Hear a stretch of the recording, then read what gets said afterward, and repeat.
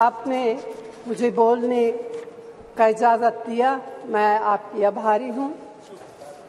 भारतीय राष्ट्रीय कांग्रेस की तरफ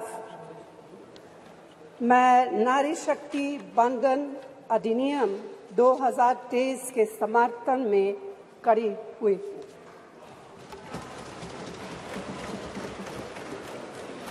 धुएं से भरी हुई रसोई से लेकर रोशनी से जगमगाती हुई स्टेडियम तक भारत की स्त्री का सफर बहुत लंबा है, लेकिन आखिरकार उसने मंजिल को छू लिया है। उसने जन्म दिया, उसने परिवार चलाया, उसने पुरुषों के बीच तेज दौड़ लगाई और असीम धीरज के साथ अक्सर खुद को हारते हुए लेकिन आखिरी बाजी में जीतते हुए देखा। भारत की स्त्री के हृदय में महासागर जैसा धीरज है। उसने खुद के साथ हुई बेईमानी की शिकायत नहीं की और सिर्फ अपने फायदे के बारे में कभी नहीं सोचा। उसने नदियों की तरह सबकी भलाई के लिए काम किया है और मुश्किल वक्त में हिमालय की तरह अडिग रही। स्त्री के धैर्य का अंदाज लगाना नामुमकिन है। वह आराम को नहीं पहचानती और तक जाना भी नहीं जानती। हमारे महान देश की माँ है स्त्री, लेकिन स्त्री ने हमें सिर्फ जन्म ही नहीं दिया है, अपने आंसुओं खून पसीने सींचकर हमें अपने बारे में सोचने लायक, बुद्धिमान और शक्तिशाली भी बनाया है। अध्यक्ष महोदय, स्त्री का मेहनत, स्त्री का गरिमा और स्त्री के त्याग की पहचान करके ही हम लोग मनुष्यता की परीक्षा में पास हो सकते हैं। आज़ादी की लड़ाई और नए भारत के निर्माण के हर मोर्चे पर स्त्री पुरुष के साथ कंधे से कंधा मिलाकर लड़ी है। वह उम्मीदों, आकांक्षाओं, तकलीफों और घर गृहस्थी के बोझ के नीचे नहीं दबी। सरोजिनी नायडू, सुचेता कृपलानी, अरुणा असफ अली, विजयलक्ष्मी पंडित, राजकुमारी अमृत कौर और उनके साथ तमाम लाखों महिलाएं से लेकर आज की तारीख तक स्त्री ने कठिन समय में हर बार महात्मा गांधी, पंडित जवाहरलाल नेहरू, सरदार पटेल, बाबा साहब अम्बेडकर और मौलाना आज़ाद के सपनों को जमीन पर उतार कर दिखाया है। इंदिरा गांधी जी का व्यक्तित्व इस सिलसिले में एक बहुत ही रोशन और जिंदा मिसाल है।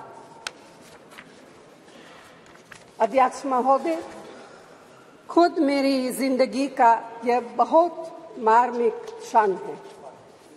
पहली दफा स्थानीय निकायों में स्त्री की भागीदारी तय करने वाला संविधान संशोधन मेरे जीवन साथी राजीव गांधी जी ही लाए थे। उन्होंने लाए थे जो राज्यसभा में 7 वोटों से गिर गया था।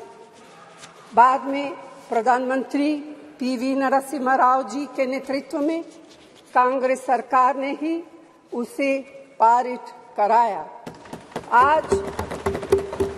आज उसी का नतीजा है कि देश भर के स्थानीय निकायों के जरिए हमारे पास 15 लाख चुनी हुई महिला नेता है। राजीव गांधी जी का सपना अभी तक आधा ही पूरा हुआ है। इस बिल के पारित होने के साथ ही वह पूरा होगा। अध्यक्ष महोदय, कांग्रेस पार्टी इस बिल का समर्थन करती है। हमें इस बिल के पास होने से खुशी है, मगर इसके साथ साथ एक चिंता भी है। मैं एक सवाल पूछना चाहती हूँ। पिछले 13 वर्षों से भारतीय स्त्रियां अपनी राजनीतिक जिम्मेदारी का इंतजार कर रही हैं और अब उन्हें कुछ वर्ष और इंतजार करने के लिए कहा जा रहा है। कितने वर्ष? 2 वर्ष, 4 वर्ष, 6 वर्ष, 8 वर्ष? क्या भारत की स्त्रियों के साथ बर्ताव उचित है? भारतीय राष्ट्रीय कांग्रेस की मांग है कि यह बिल फौरन अमल में लाया जाए,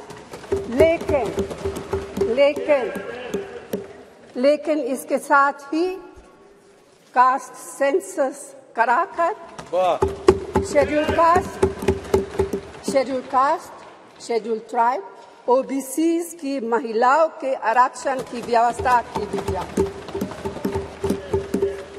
सरकार को इसे साकार करने के लिए भी जो कदम उठाने की जरूरत है वह उठाने ही चाहिए। अध्यक्ष महोदय, स्त्रियों के योगदान की स्वीकार करने और उसके प्रति आभार व्यक्त करना का यह सबसे उचित समय। इस बिल को लागू करने में और देरी करना भारत की स्त्रियों के साथ घोर नाइंसाफी है।